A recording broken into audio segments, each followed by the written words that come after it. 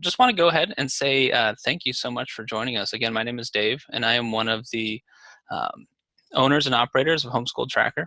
And it's really our mission here to not only create software and products that allow you to be more successful in your homeschool, but also to provide you the training and the support so that you can use those products more effectively in your homeschool. And that's what sessions like this are all about, really just kind of getting everybody together, answering your questions, and making sure that you get started on the right foot. So again, thank you so much for joining us. Just a few housekeeping notes. We are recording this session. And so once that recording is ready, we will email it out to you. And we'll also send you a little survey. And the survey just asks you a few questions about this webinar and solicits feedback for future sessions that we might do. So let's go ahead and dig in. Let's first talk a little bit about what we're planning on covering tonight. So first things first, we'll talk a little bit about where to find help within Homeschool Tracker. We'll go over a brief tour of the interface, the menu, and where you can find things. Then we'll talk about the difference between subjects and courses and why it's important to understand the distinction between those two. Then we'll dive into assignments, which are really the heart of all of your record keeping in Homeschool Tracker. Then we'll go over lesson plans, which are a very popular feature that can really save you a lot of time. Then we'll cover reports, including the daily task list. Then we'll go over workflows. And what we mean by workflows is really just the day in and day out usage of Homeschool Tracker and how you can use it in your homeschool. And basically what we'll do is I'll cover a number of those workflows as we go, but we'll have some time there to kind of recap and go over different ways that you can use the program. And then finally, we'll have plenty of time at the end for Q&A. So if you do have any questions, feel free to submit those and we'll cover all of that at the end. So let's go ahead and dive in. So first of all, where to find help. So if you've spent any time in Homeschool Tracker, you've likely learned that it is a very deep and feature-rich program, meaning there's a lot of different features and different ways you can use it. And so we want to make sure that you can find support and find help along the way. So the first thing I would say in terms of finding help is sessions just like this. So these training sessions we do typically every other week, especially right now as folks are getting ready for the school year. And you can always sign up for those if you head over to our website at homeschooltracker.com/training-webinars. If you click on the support tab here and just go to the training center, you'll see what the next session is. You can register for that there. You'll also see the recordings of all of our previous sessions. We do have one here specifically on lesson planning that we did a few months ago. So if you are interested in lesson planning, I would highly recommend checking that one out. We really dive deep into the intricacies of lesson planning and come up with, or show you some different strategies on how to use it. So the training center and all of these support sessions are really a great resource. We also have these getting started tutorial videos. So if you go to our help site at help.homeschooltracker.com, these links here, these first 11 parts here, are each short 3 to 4 minute videos covering specific areas of the program. You can watch all 11 of them in just about a half an hour. So that's a great resource too, if you want to just jump right to a specific area. The other place I'll mention is the help documentation itself. So again, at our help site, help.homeschooltracker.com, you'll find that this is really a great resource, and it's really more of a reference guide for all of the different features within Homeschool Tracker. So because it's a reference guide, one of the things I like to tell folks is whenever you're in Homeschool Tracker, so here I am at the main menu, if you're within a screen in Homeschool Tracker, I'll just go to the calendar view right now. If you click on the help link here in the top right, that'll take you directly to the corresponding help page for that screen. So this is going to load up the agenda calendar view help page for us. And this page tells us anything and everything we wanted to know about the calendar view. And it includes links to relevant areas as well. The other tip I would have for the help site is to use the search box. So if I was searching, for example, for days off, I could go ahead and type that in, and I could jump straight to our guide here on inputting days off within Homeschool Tracker. So really a great resource. The Help Center has lots of documentation and lots of details on how to use Homeschool Tracker. And then last but not least, our email support. So you can always email us at support@homeschooltracker.com. And we read and respond to each and every email that we receive. And typically we will respond within 1 to 2 business days. If you've emailed us in the past, you likely have gotten a response faster than that because we're just constantly checking that box. It does start to get pretty busy here in July and August, but we do adhere to that kind of 1 to 2 business day response time. So feel free to email us at support@homeschooltracker.com with any questions you have about the program itself, specific features, or if you just have questions about your overall strategy and how to use the program, we can answer all of those. All right, so let's jump into a bit of an interface tour. I'm going to go over here to Homeschool Tracker, and I'll just go back to our home screen here. So when you first log into Homeschool Tracker, you are presented with the main menu. And depending on which options you have turned on and off in the program options, your menu may look a little bit different than this. But let's go ahead and kind of take a tour around here. So the menu is broken up into 5 different areas. You have the schedules and planning section up here in the top left. And in that section, you'll find the agenda, both in calendar view and list view. And the agenda is really just that. It's your list of all the items that you or your student need to complete. This is where you'll also find your lesson plans, as well as the shared lesson plan library. Now below that is the students section of the menu. This is where things like the student list are, the grade levels for each student, the grading overview, which will show you each and every grade that your student achieved during a particular time period. This is where the lesson plans and presets page is, which is an area that we'll cover a little bit later. This is where you can also track skills. And then the transcript supplemental is here as well, and that's where you can add information to the transcript for that specific student. Now the center section here is all about reports, and so each one of these links here will help you generate a report. So like an attendance report or a daily task list or a report card or a transcript. And reports can be generated as PDFs, which can then be printed or emailed or saved. Now the top right section of the menu, this is what we call the Manage Lists section. And it's really more of a maintenance area of the program. And what I mean by that is each one of these sections here is essentially a list of items. So you would have all of your different activities, and it'd be a list of activities. Chore names would be a list of all your courses in your homeschool, all of your library items, all of your subjects. And I say it's more of a maintenance area because you're probably not in here on a day-to-day basis necessarily, but it's good to know where these are, because if you do need to add, say, a course, you would go to the course list, add the course, and then you'd be done. Or say you wanted to edit a course, you could go to the course list, edit a course, and then you'd be done. And then your assignments, or your lesson plan items, all those things will reference these different items in these lists. And we'll talk a little bit about that a little bit later. And then the last section of the menu is the Your Account section. So this is where the program options are. This is where your school profile is. This is where the subscription and users page is, where you can update your billing information or create user accounts. That's all here in the Your Account section of the menu. So that's really just a quick overview of the menu and kind of where all the different places are. I would say for the most part, you're probably spending most of your time up here in the agenda and in your lesson plans. And then if you're generating reports, you'll be kind of working through these different reports here. And then lastly, you might spend some time in the students or the managed list section. But again, those 2 areas are really more kind of a maintenance area. Okay, so now let's jump back to our slides here and talk a little bit about the difference between subjects and courses.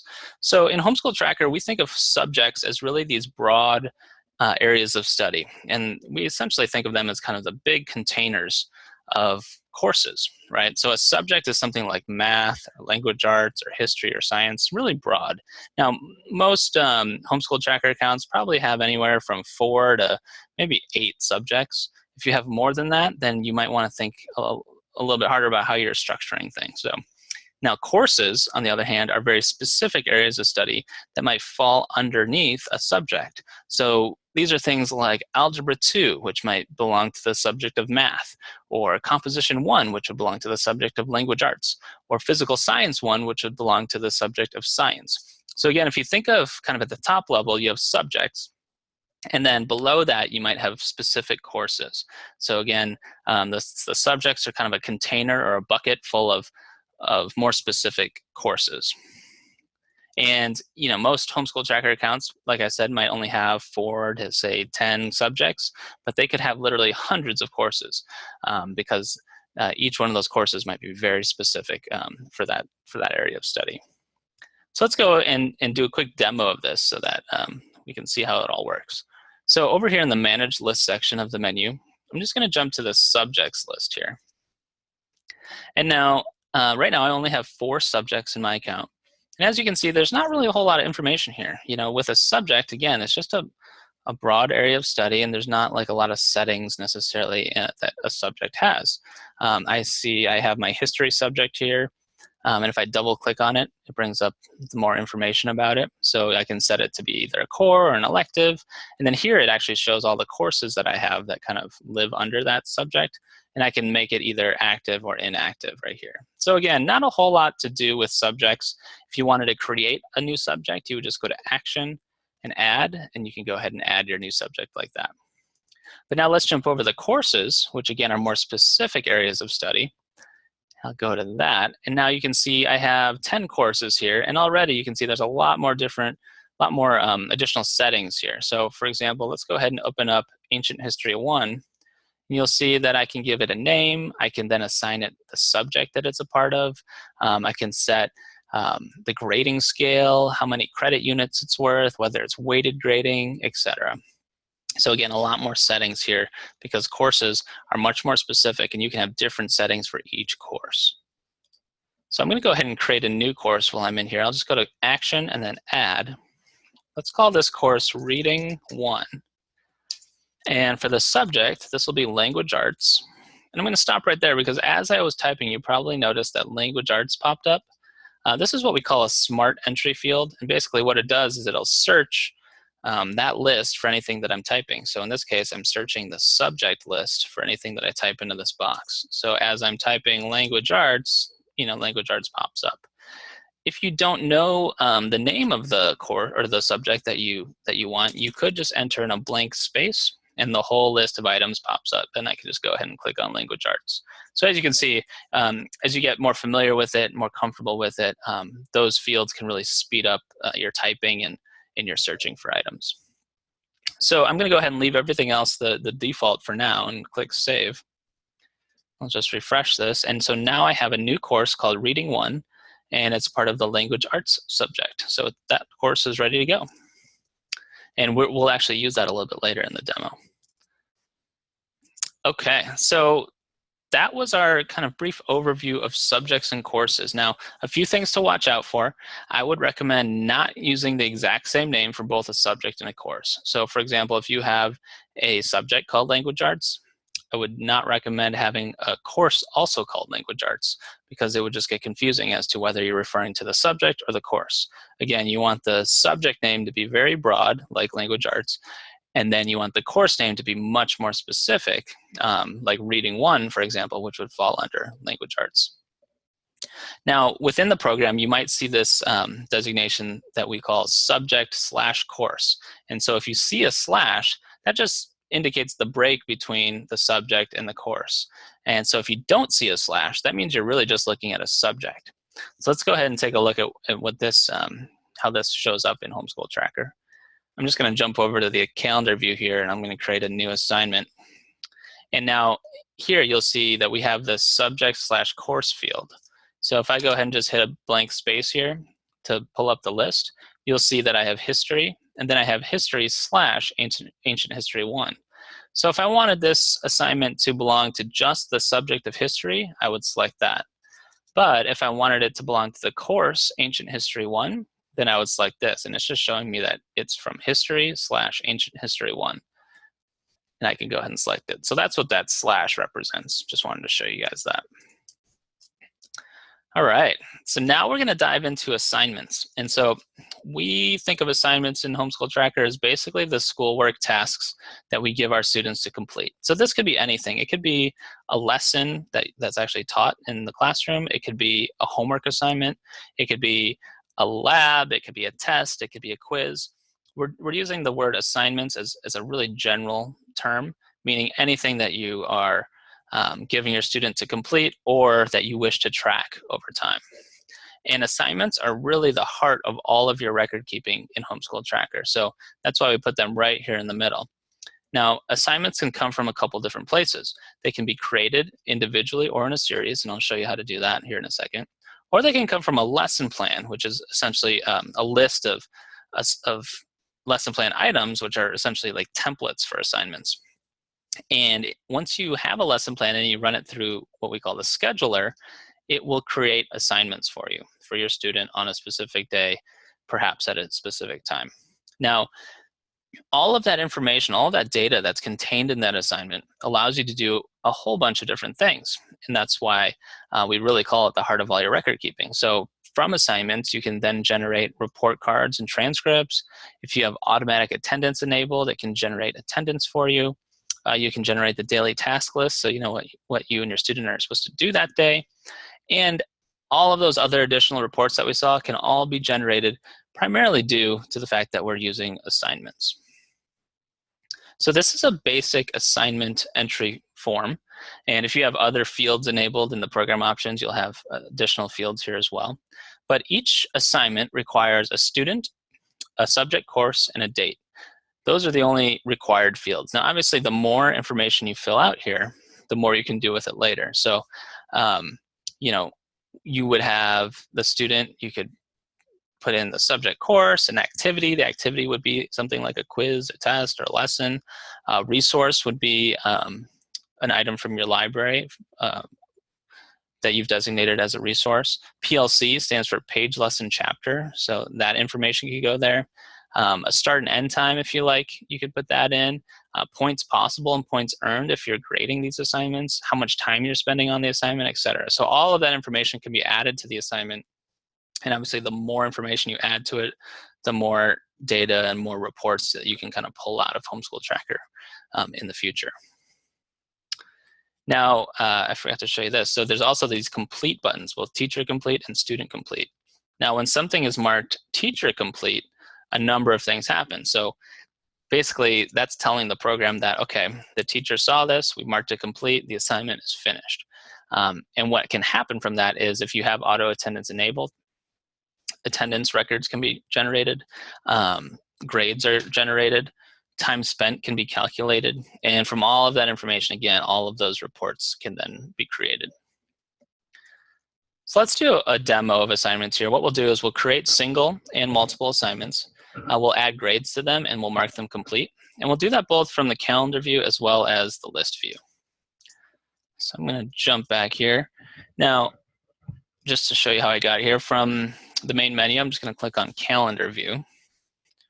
And what we'll do is we'll create a new assignment. So I'll go ahead and click on add and then choose assignment single. Now I'm going to go ahead and pick a student. In this case, I'll choose my daughter Campbell. Subject course, I'll just choose Ancient History 1. And then activity, you know, if I hit the space bar here, again, this is a smart entry field. I can find the activity that this is. In this case, let's say it's a lesson. And also for resource, this is pulling all of the available resources in my library. I'm just going to pick this one. And then PLC, again, that's page, lesson, chapter. I'll call this lesson 1. Now for the date, I'll just choose today. And let's say this happened from 9 to 10. And the points possible, let's say it's worth 10 points. Great. So now I'll go ahead and click save. And there you go. There's my assignment that I just created for today from 9 a.m. to 10 a.m. And this is all the information for it. If I wanted to view it, I would just go ahead and double click on it. And I can get a quick preview of it.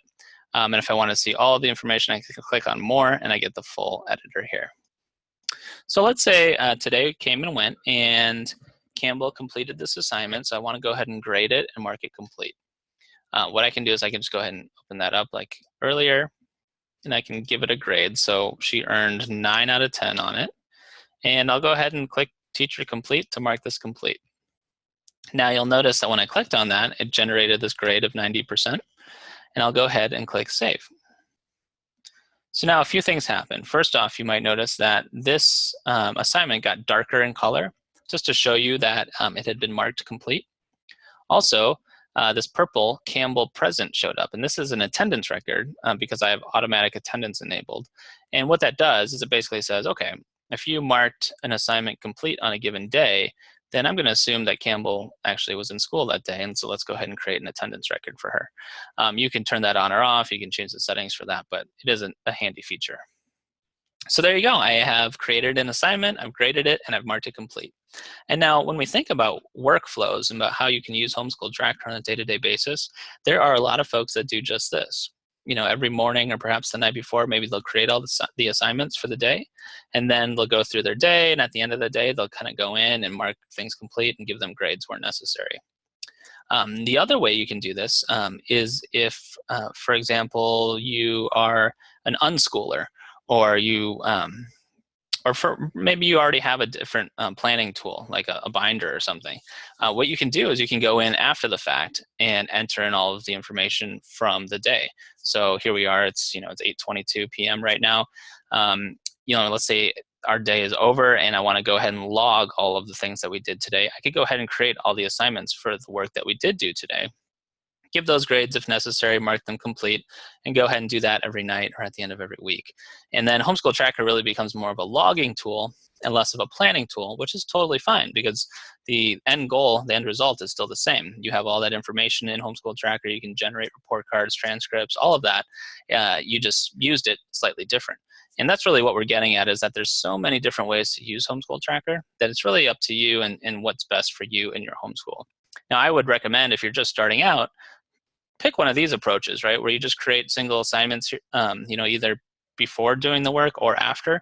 It really helps you kind of get comfortable with the program, get comfortable with creating assignments, understanding subjects and courses and that sort of thing. Okay, great. So now this works well, obviously, if I want to just create one assignment. Well, what if I wanted to create more than one at a time? Let's go ahead and do that. So if I click on Add and then choose Assignment Multiple, I can create more than one assignment. One of the nice things too is right here you can see that I can create it for one student or multiple students. And what you have here is essentially a wizard. So as you go through all these different steps, you'll move along the wizard here, and if you wanted to, you can jump to each one of these tabs separately. But let's go ahead and create some more assignments for Campbell. And these will also be for Ancient History 1. And let's call them lessons. I'll go ahead and pick a resource. And again, these will also start at 9 and go to 10, and they'll be worth 10 points. So now I'll continue to day and date, which just takes me to the next tab here. And let's go ahead and have these happen every day, and we'll have it start tomorrow. Now I can choose an option here to continue creating items until PLC pattern is exhausted, or I can continue creating them until an end date. I'm going to choose this first option because I want to show you how this works. So I'll go ahead and continue to PLC. So now remember, PLC stands for Page Lesson Chapter. And the thing about PLC is that if you're creating a single assignment, it's easy to go ahead and enter that in. But if you're creating multiple assignments, chances are the PLC isn't going to be the same for each and every assignment. It most likely will increment over time. So the first day you might have lesson 1, the second day you might have lesson 2, then lesson 3, etc. So we have these tools in here that allow you to automatically increment the PLC over time. So I'm going to go ahead and choose one part auto increment, and then I will create the leading text to be lesson. And I'll say that starts with lesson 2 and ends with lesson 4. So essentially I'm going to be creating lessons 2, 3, and 4 because of the way that this pattern works. And I can even click on this to see a sample. So now I'll click to preview, continue to preview. And what it does is it generates a preview of the assignments that I'm about to create. So you see I'm going to create an assignment for Wednesday, then Thursday and Friday, lessons 2, 3, and 4. So if this all looks good, I can go ahead and select all these items and then choose Accept Selected Items. And what that does is it goes ahead and it creates those items on my agenda. So now you'll see that I have lesson 1 for today. Tomorrow I've got lesson 2, then Thursday lesson 3, and then Friday lesson 4. And so I automatically created 3 new assignments and had them auto increment over time. So this is obviously a great way if you wanted to plan in advance. We see a lot of folks do this, 1 week at a time, for example. You could go in every Sunday night and create multiple assignments for your lessons for the whole week and then be ready to go. So just another way to go about it and to hopefully save you some time as you're creating these assignments. Now this is, again, the agenda calendar view, and like you can see, it looks much like a calendar. I'm going to go over the different features of this page first, and then we'll show you how to do this from the list view as well. So up here at the top, you'll have these blue tabs, and each one of these tabs is a filter for what you're viewing in the calendar. So for example, under types, right now I'm viewing all types of items on here, but let's say I turned off attendance and clicked OK. You'll see that attendance record goes away. Now, obviously, the attendance record is still there. It's still in the program, but I'm just turned off my viewing of it to hopefully, kind of clean things up a little bit. Right now, I don't have a lot here to view, but you can imagine if you have a full agenda and you have multiple students, there might be a lot of information here, and that's where these filters really come in handy. Just below that is this button to export to PDF. If you click on that, I'll go ahead and do that. It exports the current view of the calendar to a PDF file that you can then print out or share, or save, whatever you like. Below that, you have the Today button, which takes you to today's date, and then some navigation buttons to go forward and back. On the right, you can view things as a day, by week, by work week, by month. We also have this agenda view, which is kind of a running list here. And then we also have a timeline view, which really comes in handy if you have multiple students. You can kind of see each student on its own horizontal timeline. The other feature that we have down here at the bottom is to show the full day or to just show the school day. So if I show full day, it goes from midnight to midnight. If I show school hours, it just goes to the school hours that I've set up in my program options. So in my case, I start the day at 8 a.m. and then my calendar ends at 7 p.m. But you can change that setting in your program options. So that's just a quick overview of the calendar view itself. Let's jump to the list view. And now the list view is all of the same information. It's the same agenda, but it's just presented to you differently. So again, on the calendar view, it looks like a calendar. But when you think about the calendar view, it's hard to modify more than one item at a time. You can really only work with one assignment or one item at a time. In the list view, you can see already that all that same data is here, but I can kind of see a lot more information all at once. So here's that assignment from today, and we can see that it was already marked complete and has a grade of 90%. And then below that, we have assignments 2, 3, and 4. We also see the attendance record from today as well. Here on the list view, on the left in this green area, these are the filters. So if I wanted to change the date range, if I wanted to change what I was viewing, those all exist here. And then the columns here in the agenda list view allow you to do different sorting and grouping. So for example, if I wanted to sort by date, I could go ahead and do that. I could sort by date descending.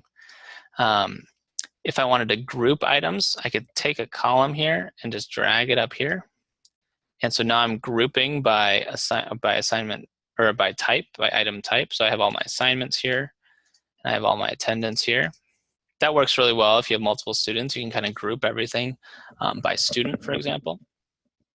And I can also search in the list view. So if I just wanted to search for something, I could search for lesson and just pull up items that have that search available. So the list view is really powerful in the way that you can view and manipulate the data. One of the nice things here is I can also edit more than one item at a time. So let's say I'm going to go ahead and edit these 3 assignments. I'll just select them and then choose Action, Multi-Edit. Let's go ahead and I'm going to give these a grade. I'm going to say that we got 8 points on all of them. And then I'm also going to mark these Teacher Complete. So I'll go ahead and click Save. And there you go. So now I have 3 new attendance records created because those were generated automatically. And these all have grades now of 80%, and they're all marked complete. So you can see how working with the same data but in a different format can give you much more capability and power here in the list view.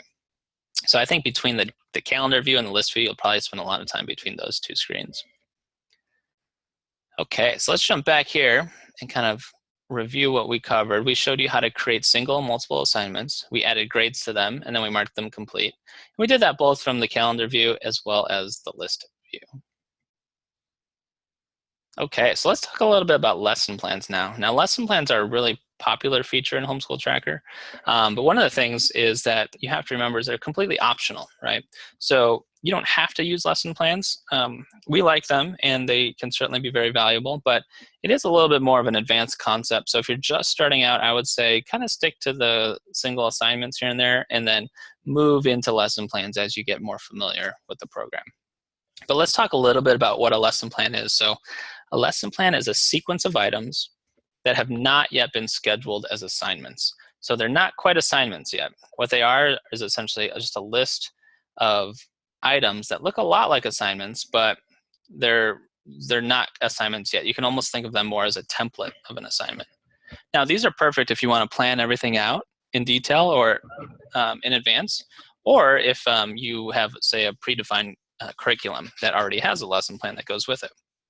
Now, the nice thing is, too, is that these aren't tied to a particular student, and so that means they can be reused over and over again throughout your homeschooling. So, for example, if you create a lesson plan for freshman biology, once your student goes through that, and your younger student then gets to freshman biology later, you can use that same lesson plan for the younger student and not have to recreate or re-enter all that information.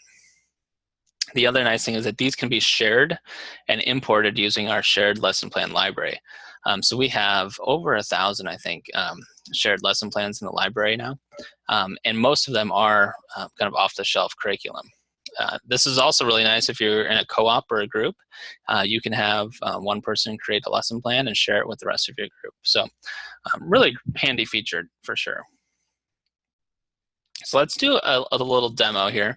What we'll do is we'll see an example lesson plan so you get an idea of what it is. Then we'll create a simple plan. Then we'll import a plan from the lesson plan library. And then we'll schedule those plans and we'll discuss using presets with our scheduling. So let's jump back here. And first thing I'll do is I'll just jump to the lesson plan screen. And now if you haven't created a lesson plan yet, there won't be one here for you to see, but I'm just going to pull up one that I have. This is a Becca arithmetic one. And now first thing you'll probably notice is that the lesson plan screen looks a lot like the agenda list view that we just looked at. So on the left here, you have your filters. You have all the same sorting and grouping features. And then these items here, these are what we call lesson plan items. So they're not quite assignments yet. They're called lesson plan items.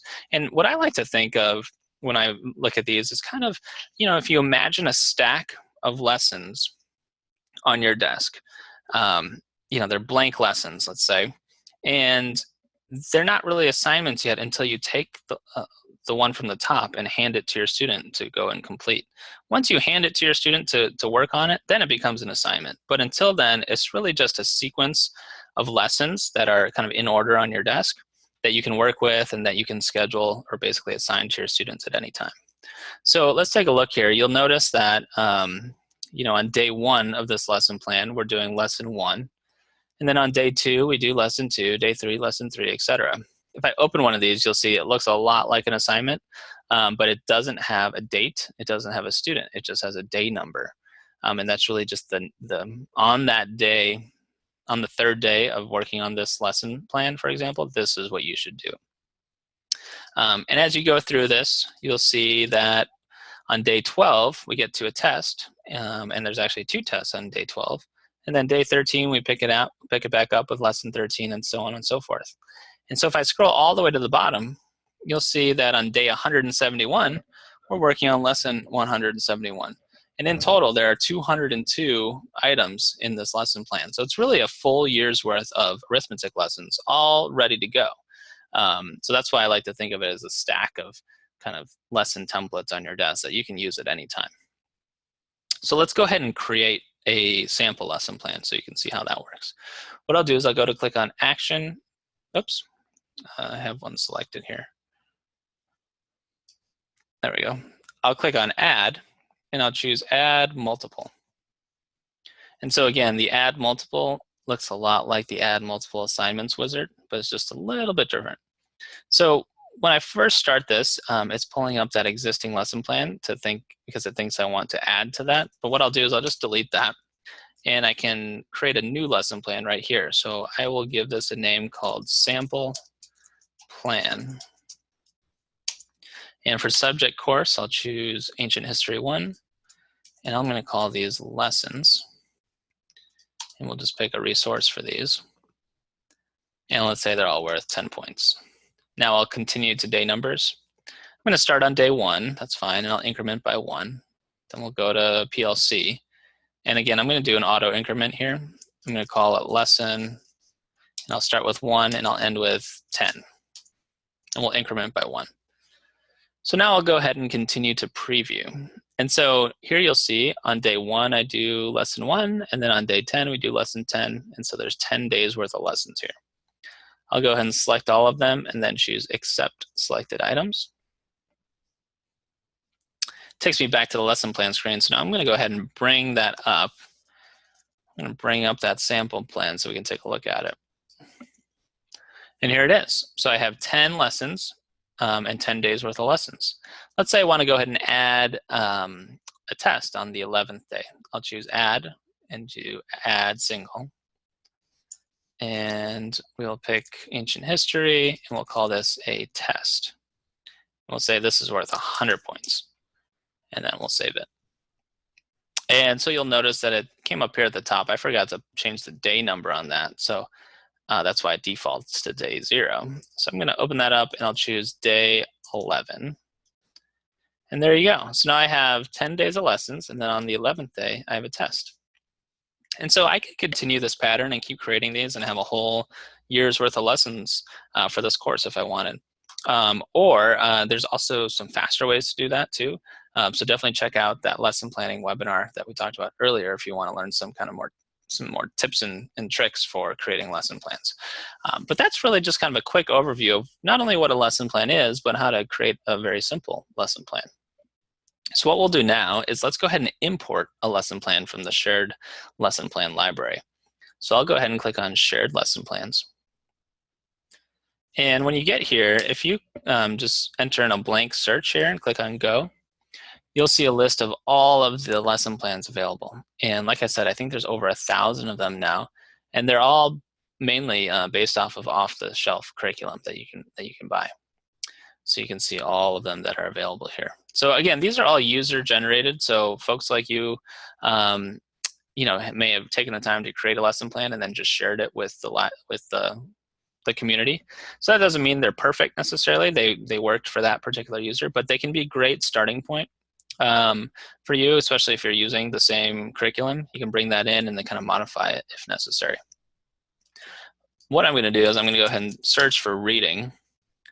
And I'm going to grab this Usborne First Reading Level 1 lesson plan. And I can get a quick preview of it here. So here you can see somebody took the time to create this. It's 15 days. And on each day, there's different PLC and different book that goes with it. So I'm going to go ahead and prepare this for import. I'm just preparing it for import into my account.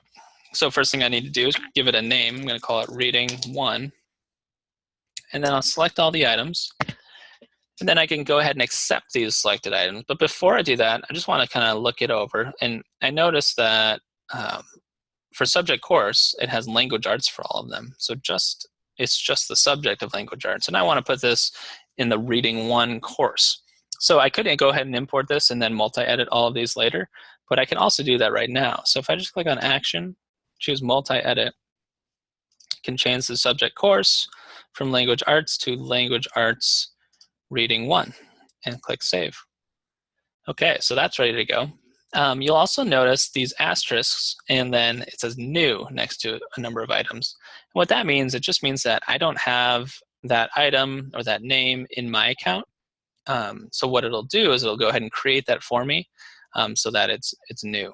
And that's really handy because obviously, especially for all these resources, these books, I don't want to have to go ahead and input those myself. It will go ahead and create those when it imports the lesson plan. So now with all of these selected, I'll go ahead and choose Accept Selected Items.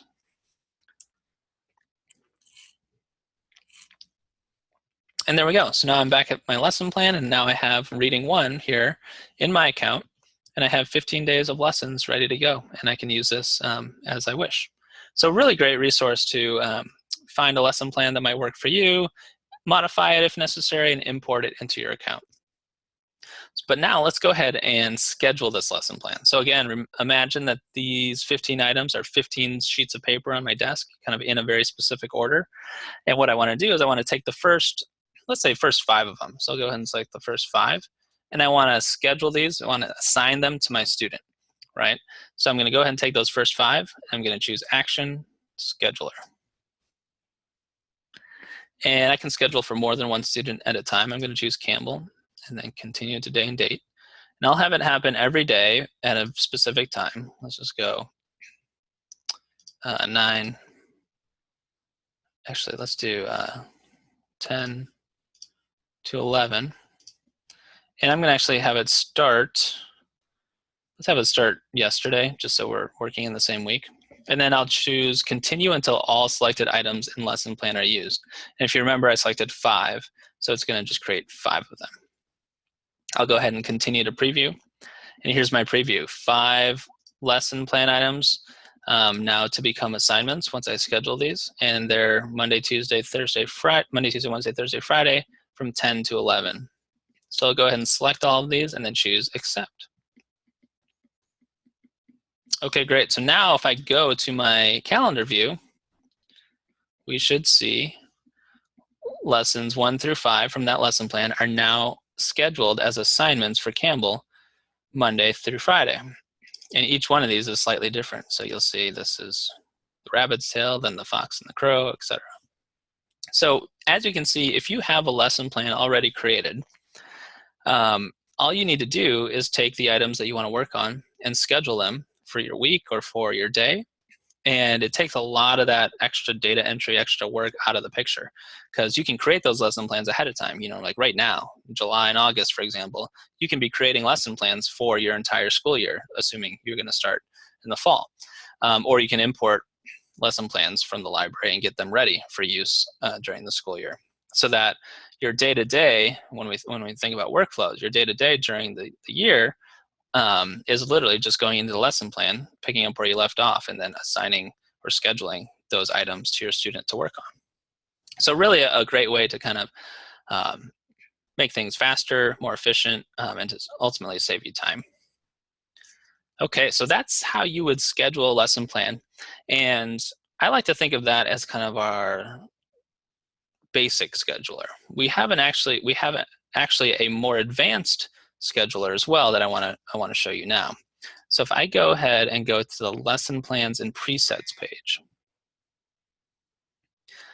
I can show you how that works and what this will do. And it takes a little bit longer to load. I'm going to go ahead and pull up Campbell here, because what it does is it pulls in all of the lesson plans that Campbell's using, and it'll allow me to actually schedule more than one lesson plan at a time. And so that can get really powerful here. So I'm going to show you. So I have, let's see, 6 lesson plans that Campbell's currently using. I'm going to go ahead and edit this. I'm going to add in that reading 1 lesson plan for her as well.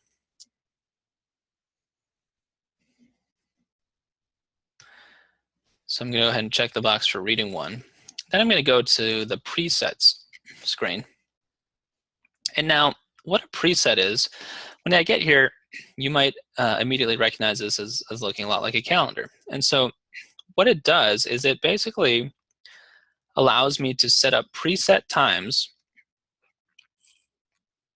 Excuse me, it allows me to set up preset times during the week when I want a specific subject or course to be scheduled. So you'll notice that I have Ancient History 1 as a preset from 9 to 10 a.m. Monday through Friday. I have Spelling from 10 to 11 Monday through Friday. On Monday, Wednesday, Friday, have first grade arithmetic, and then Tuesday, Thursday, I have grammar during the 11-12 block, and so on. So what I'll do is I'm going to go ahead and add it. I'm going to create a new preset for reading 1. And let's have that happen from 3 to 4 p.m. Monday, Tuesday, Wednesday, Thursday, Friday. So there you go. I have a new preset. So now remember, these presets are basically preset times when I want a specific course to be scheduled. So now if I go to the scheduler, what I can do is I can select more than one lesson plan, in this case, I'm going to select all 7 of these, and I'm going to continue to day and date. And so now, instead of picking daily, weekly, monthly, etc., I'm going to choose preset. And then for the start date, I am going to choose next Monday, and I will continue scheduling items until next Friday. Excuse me. So basically, I'm going to schedule an entire week's worth of lessons from 7 different lesson plans. And I'm going to do that using the preset times that we had already established on the presets page. So let's go ahead and continue to preview. Excuse me. I'm just going to take a quick drink of water here. Okay, so now you'll see I have 46 items that I'm previewing. So from those 7 different lesson plans, for all of those preset times for all of next week, it's about to schedule 46 items for me. So if I look on Monday, at 9 a.m. I have Ancient History 1, and then from 10 to 11 we have spelling, and here from 3 to 4 is that Reading 1 assignment, and so on and so forth. So let's go ahead and select all of these, and I'll choose Accept Selected Items.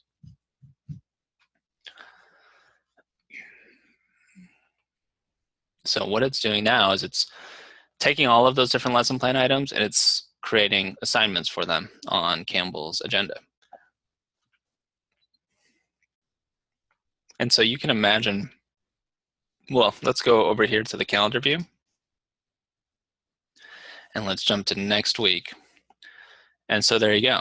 There's Campbell's next week. And all 46 of those items are scheduled, and they're all at the very specific times that we had set up in our presets. So now thinking about workflow, imagine creating lesson plans for all of your different courses, and just kind of coming in here on a Sunday night and having preset times for everything already. With just a couple of clicks, you can generate the agenda for your entire week, and then at the end of the week, you could come back in here and mark these complete and grade them, etc., and you're ready to go. So really a great time-saving method for using Homeschool Tracker, assuming that you want to kind of plan everything out in advance with lesson plans, but it's certainly something that folks are doing and can help you be more successful in your homeschool. You could also use a combination of approaches, right? You could have a few lesson plans, and then you could obviously add in individual assignments here and there, or different appointments or chores and that sort of thing. But I wanted to show you that really advanced scheduler because it's pretty cool in terms of what you can do with it. Okay, so just to recap here, we showed you an example lesson plan. We created a simple one. We imported one, and then we scheduled lesson plans, both kind of the basic way as well as the more advanced way. All right, so now we're going to jump into reports a little bit. And remember, reports are created as PDFs that you can save, print, or send. And the daily task list is a great report to use on a day-to-day basis if you need to. Now, you can also generate transcripts and report cards, but you have to remember that you can only generate one if you have at least one completed and graded assignment in a course. Well, I should say that course will only show up on the transcript or report card as long as it has at least one completed and graded assignment. So let's jump over here real quick and take a look at the daily task list. So if I go to reports and click on daily task list, I'm presented with a number of options. First, probably the best, or the most important one is the date range. So I'm going to go ahead and choose next week. I'm going to choose all 5 days from next week, that range. And then I can choose different options here. I'm just going to keep these the way they are right now. But if you wanted, say, an example of a list of just completed chores, you could do that if you wanted. If you wanted a list of just incomplete chores, probably more likely, you could check that box and include that. But I'm going to choose the way it is currently because it will give me essentially a good agenda for what we need to do. So I'll go ahead and generate report, and then I'll pick up the report. What it does is it downloads a PDF file for me, and here it is. So this is the daily task list for Campbell for next week. So each item here represents, in this case, an assignment, and they're all listed here with all of the information. So that's all Monday, and then here's all Tuesday, Wednesday, and so on. So this is 3 pages, and it includes all 46 of those assignments that Campbell has to do next week. And so you could print this out, you could put it on a clipboard, on a bulletin board, however you like, and it's a great kind of guidepost if you need like a hard copy of your agenda. Okay, so let's see. We won't cover transcripts and report cards right now. They're pretty simple to generate if you need to, but we may do a special webinar just on transcripts and report cards in the future. So keep an eye out for that. All right, so to recap on workflows, we kind of talked about this a lot along the way, but I think to kind of circle back, certainly you could just create single assignments on a day-to-day basis. So perhaps the morning of or the night before, you could go in and create the assignments that you want your student to complete the next day. And then at the end of the day, you could go in and mark those complete and give them grades. You could also do this in reverse. So if you didn't necessarily want to plan out ahead of time, you could just go in at the end of the day every night or at the end of the week and enter in the assignments that you did that day, give them grades if necessary, mark them complete. And then Homeschool Tracker is really a great logging tool. And that might be a great way to start too, especially if you're already using some kind of binder, some other kind of organizer or something. Keep going about your day and then just add in Homeschool Tracker a little bit at a time. So maybe start by just logging all of the work that you did. And then as you start to get more comfortable with it, you can start using it to plan. And then you can get into lesson planning and so on and so forth. The more advanced methods, workflows, would be using lesson plans and scheduling maybe one course at a time, or creating presets and scheduling all of your lesson plans all at once. Now, there's this tendency for folks to want to go ahead and schedule their entire year in advance, right? I would caution against that. I would say it's probably better for you to just schedule 1 week or 2 weeks at a time, because it really gives you more flexibility in the future. So, for example, let's say I scheduled those lesson plans that we looked at earlier, and I scheduled them for the entire year up front.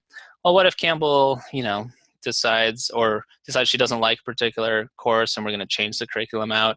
Or let's say, she's sick for a few days, or let's say she's working faster than I had thought. Now, of course, I can shuffle those things around and kind of reschedule them, but it's much easier to do that if I only have 46 items to worry about, to kind of shuffle around versus having literally thousands of items for the entire school year. So that's why I recommend just scheduling just 1 week or 2 weeks at a time, because it's much more manageable in that case.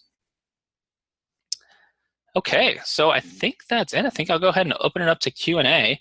We're right here at 8:53, so we got plenty of time for questions and answer. I'm more than happy to stay on as late as needed to make sure that all of your questions are answered. So looks like we have a few questions coming in here. Let's see, Kathy is asking, for resources, can you put a link to a web page the student needs to work on, and will they be able to easily access that link?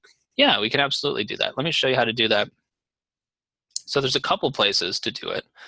Let's go ahead to the calendar view here.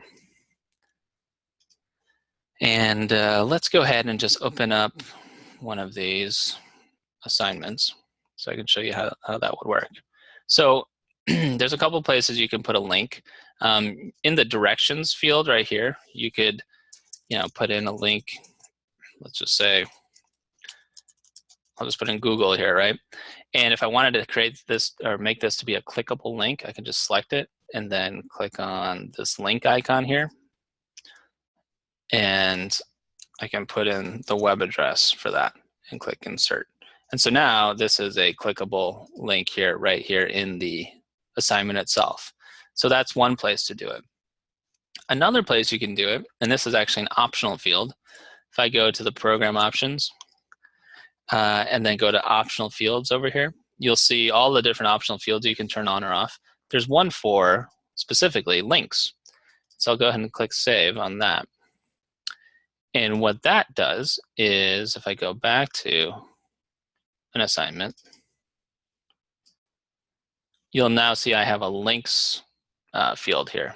And so I can actually create specific links to reference. Excuse me, caption Google. So now I'll click save. And so now I could have a whole bunch of links in here that might go along with this assignment, and the student could click on them there. So a couple different ways you could do it. Obviously, the links field is created just for links, but you could certainly do it in directions if that works for you as well. So hopefully that answers your question. Kathy. Excuse me. Okay, Mitzi is asking, how do you enter, excuse me, and how do you enter the early credits, say in 8th grade for high school classes? Okay, so it sounds like you're asking if you took a high school course prior to high school, how would you enter the credits for that? Well, it's really up to you, right? And that's, and I know that's kind of a lame answer, but the nice thing about homeschooling, right, is that your records are your records, and it just depends on how you want to present them. The way I like to answer this, because questions like this do come up quite often, is ultimately how do you want the transcript to be displayed, right? Because if you think about the end product of what you're going for, and I'm assuming the end product is the transcript, right, that you hopefully want to send off to college with your student or whatever it might be.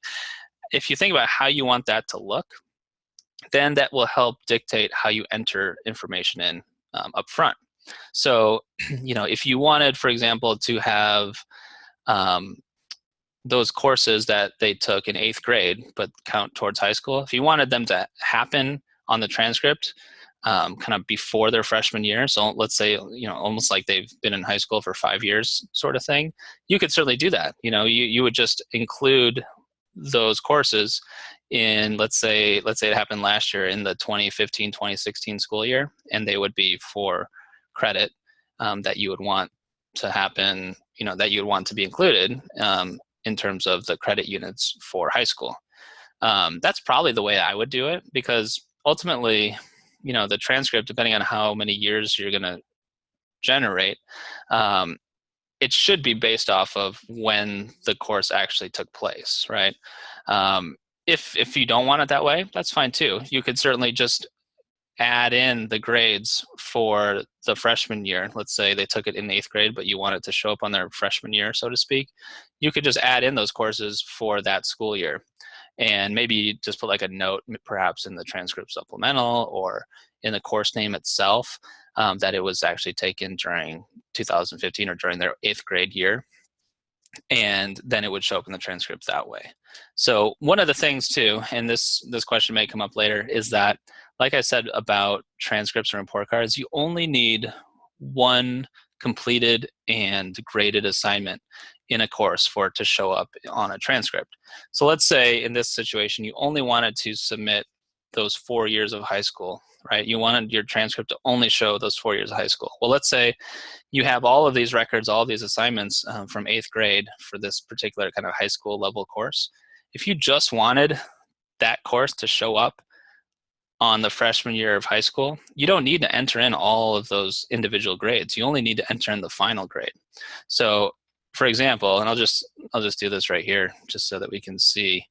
Well, yeah, I'll do it for the reading one. So if you remember, we added all these reading one assignments, but we haven't marked any of them complete or graded any of them. So let's go ahead and grade one. But I'm going to do this from the perspective of, let's say I want reading one to have a final grade, but I don't want to enter in all of the individual grades. I'm going to go ahead and just add the final grade right now. So I'll make it out of 100, and let's say Campbell got a 94.7 as her final grade for this course. I can go ahead and click save. Oops, I didn't mark it complete. I can mark it complete and click save. And so now if I generate a transcript or report card right now, Campbell's grade for reading one will be 94.7.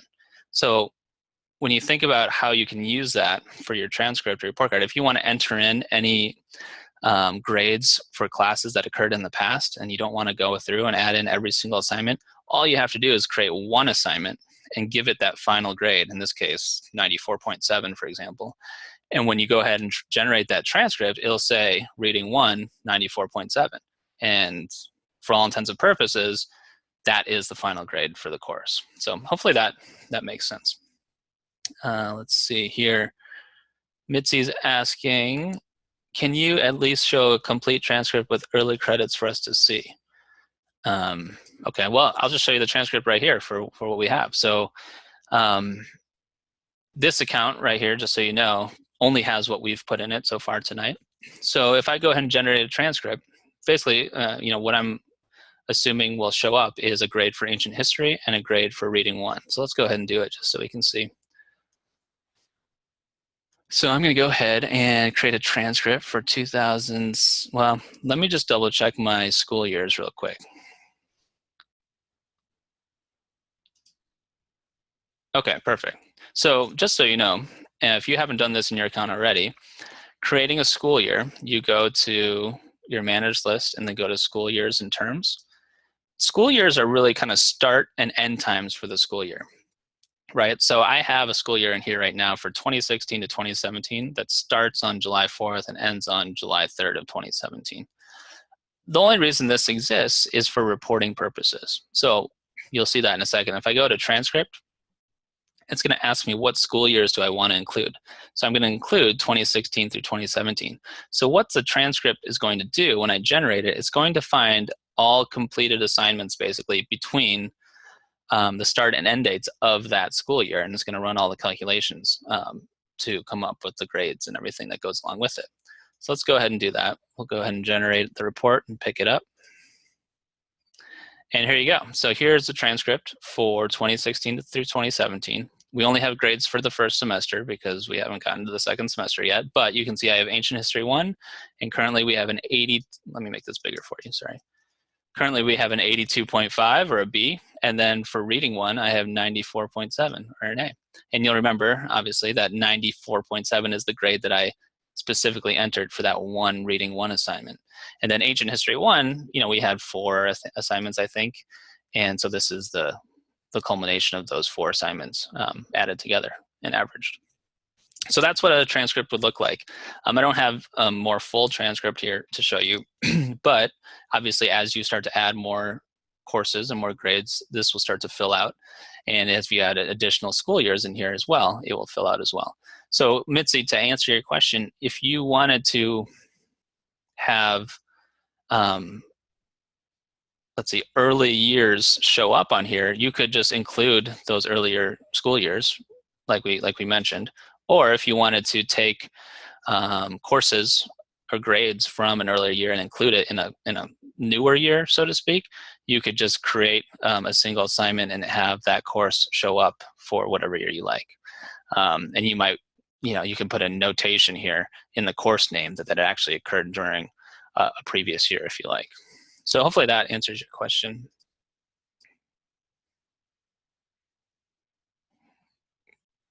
Okay, let's see. So Mitzi's asking, for assignments, do you have to enter a time? No, you don't. So I'll go back over here. So pull up an assignment here. So we have times here, right? If you don't enter a time, then it will just show up as an all-day assignment. So if I just remove, I don't know if I can do that actually. Yeah, if I just remove the times from here and save it, it'll go up here in the all-day section of the agenda, meaning just that. It's not at a specific time. It can happen at any time in the day. So a lot of folks, obviously, they don't necessarily schedule to the minute their homeschool day, and so they might have literally all of their assignments up here in the all-day section. There's also another mode I would mention here called block mode. So if you go to the program options on the agenda, you can choose organization by either start and end times or by blocks. I'm going to switch to blocks just to show you what that is. But blocks is for the folks that don't necessarily like to have specific times, because rather than specific times, we just have blocks 1 through 20. And so you can then schedule items to happen during a specific block. So for example, if I just move this here, I have this item happening, this assignment happening during block 1. And then I could have this assignment happen during block 3. And this one could also happen during block 3. So what that does is, you could start to think of okay, well, I want all of Reading 1 to happen during block 1, or all my language arts, courses to happen during block 1. And then after that, move on to math, etc. So you can start to structure your day more in a sequence and less of a schedule, so to speak. So hopefully that answers your question.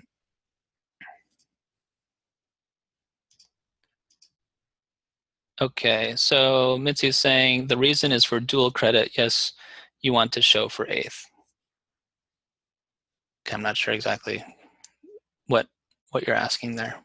But so yeah, if you want it to show for eighth grade, then just include eighth grade when you generate the transcript. So hopefully that is what you're looking for. Let's see. So Kathy is now asking, is there a separate student view, or can students log on with their own account to access their agendas? Yeah, that's a great question, Kathy. So what you can do for that is you can create a student account for them to just log in. So to do that, you go to subscription and users here from your main administrative account. And then you have user accounts down here at the bottom. And so you can create a student account for any one of your students. So I have one for Campbell right now. If you wanted to create one, so basically all of your students will show up here. And if you want to create a student account for them, so I don't have one for Manning right now, I would just double click on it, and then I can make it active, and I can give him a username and a password and all of that, and then choose the permissions for that particular student. So I'll show you what that looks like under Campbell since I already have that set up.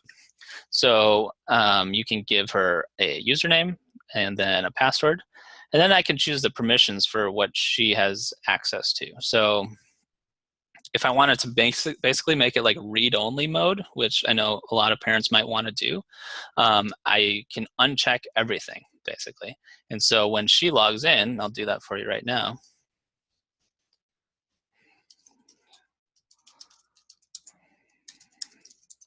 When she logs in, look at, you'll see already that the menu is very limited, right? So when she goes to the calendar view,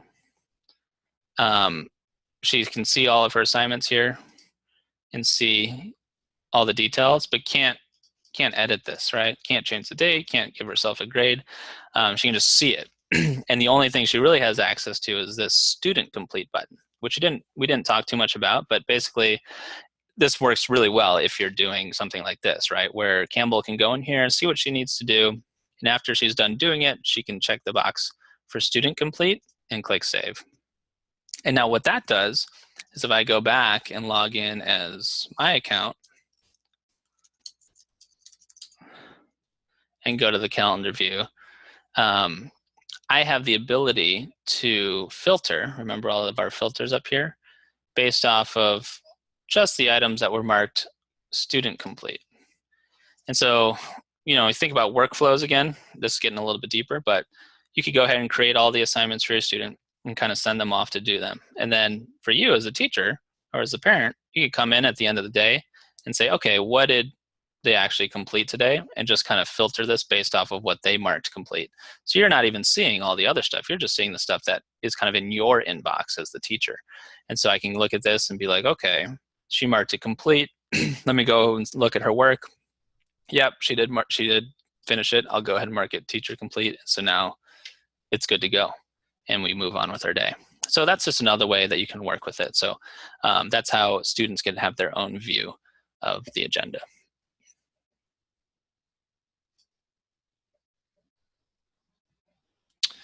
Okay, Smithy is asking, but does the transcript show up as early grades or eighth grade completed? I'm not exactly sure, Mitzi, what you're looking for. Maybe this might be better if you email us a little bit more details of what you're actually going for, because you know the transcript will show whatever you put in to Homeschool Tracker, right? So the transcript is going to generate based off of the assignments and where they fall within the school years. So if you're doing early grades or eighth grade, I guess you're asking perhaps if you include the eighth grade in your transcript, will those 4 credit courses show up as eighth grade courses or high school courses? Maybe that's the question. If it is, then I would just designate them differently. So for example, when it comes to courses, you know, you can name these things anything, right? So if it's reading 1, right, you could do reading 1 and in parentheses put, you know, high school or something, right? And so on the transcript, it'll say reading 1 and in parentheses high school. That might not be what you wanted to say, but let's just say, you know, you could put high school level or something. And then when you generate that transcript, in fact, I'll go ahead and do that. You'll see that it's right there in the name of it, right? So if this was occurring, in your 8th grade year, you could just kind of separate your high school level courses that way, just in the name itself. And then obviously too, if these were for credit, let's say your 8th grade courses didn't have credit units associated with it. If this was for credit, you would have credit units here as well. So that might be the other way that sorry, this is really small. That might be the other way that you kind of designate a high school course from a regular 8th grade course. And again, in the courses menu, if I go to reading 1, I can make this worth a certain number of credit units. So let's say it's worth 1 credit unit, and I can go ahead and save it. And so now let's see if I generate a transcript.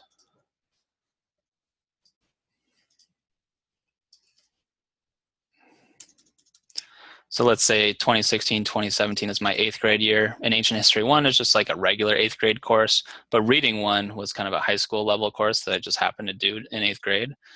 So now I'm kind of designating it, I'm like, separating it from those other courses by writing something like high school level in it, and I can see that it's also worth 1 credit unit.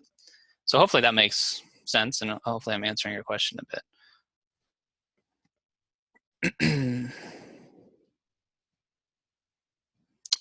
Let's see, Mitzi's asking, will the transcript perform weighted grades? Yes. So you can do weighted grades, again, in the courses screen.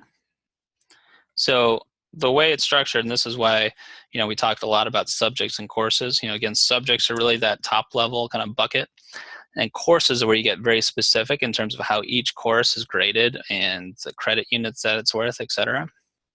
So if I go to Reading 1 again, let's use that as an example. I can choose to weight this course. So if I choose weighting, what I can do here is I can weight each activity differently for the overall grade. So this is a little bit more advanced, but I'm glad that you asked the question. We can kind of go over it here. So if you remember, activity is in those assignments, right? An activity can be anything. It can be lesson, quiz, homework, test, final exam, etc. So I'll go ahead and add a new record. So I can choose an activity, right? So let's say all of my lessons altogether are worth 50% of the grade, okay? And then let's say the final exam is worth 30% of the grade. I'm just making this up. And then let's say, oops, a midterm is worth 20% of the grade, right? So that equals 100. So between these 3 areas of assignments, these 3 activities that we essentially assign the student over the course of this course, the lessons altogether cumulatively are worth 50% of the grade. The final exam is worth 30% of the grade, and the midterms are worth 20% of the grade. And the math does just that. It'll weight all of those items together. So I can go ahead and click save. And so now, and this might take a little bit more work here to demonstrate, but let's just give it a shot.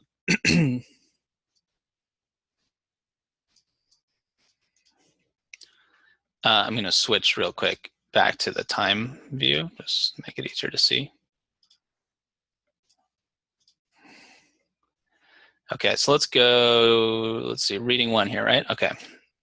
So this one that we already graded, these are all lessons, I believe, are they?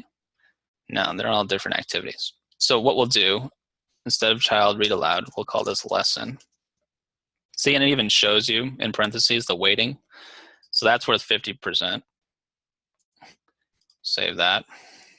And then let's pretend that this assignment is the midterm. Obviously this is not real, but and choose midterm, 20%. And then let's say that this one is the final, 30%. Okay. So I've got a lesson, midterm, and a final. And so let's go to the midterm and give this a grade. Let's say she got 70. Oops, it's worth 100 and she got a 70. And then for the final, so let's say she did really well on it. It's worth 100. She got a 96. Sure. Okay, so now I have 3 grades for reading 1. The first one for lessons is a 90. Let's make this a little bit rounder. Let's make it 90. This one's worth 90, or this one got a 90%. This one got a 70%, and this one got a 96%. So they all should be weighted differently. So the 90 is weighted 50% of the grade, the 70 is weighted 20% of the grade, and the final exam, the 96%, is weighted as 30% of the grade. So I can't necessarily do the math in my head, but if we go ahead and run the transcript now, we will see that, in fact, the final grade then is an 87.8. If someone's out there that wants to check the math on that, I'm sure it's right, because that's the way that the weighting works. What we can do is, if you go to the grading overview, if you remember at the beginning, we talked about the grading overview shows you all the grades for a particular course. You can see that we have an 87.8 for reading 1. If I click on that, it can show me all of the grades out there individually. And then I can even see, let's see, the weighting here. So I see that the sum of all the final exams obviously was 96. That's a 30% weight. And then lessons, that's a 50% weight. And the midterms, 20% rate. And all of that together gives us an 87.8. So hopefully that answers your question on weighted gradings. Excuse me, weighted grading. Let's see, Mitzi says, will it hold 5 years on the transcript? Yeah, you can have as many years as you want on the transcript. So you can have K through 12 on the transcript if you like. It'll just keep showing more years, and it'll just be multiple pages. So you can have as many years as you want on the transcript. Okay, cool.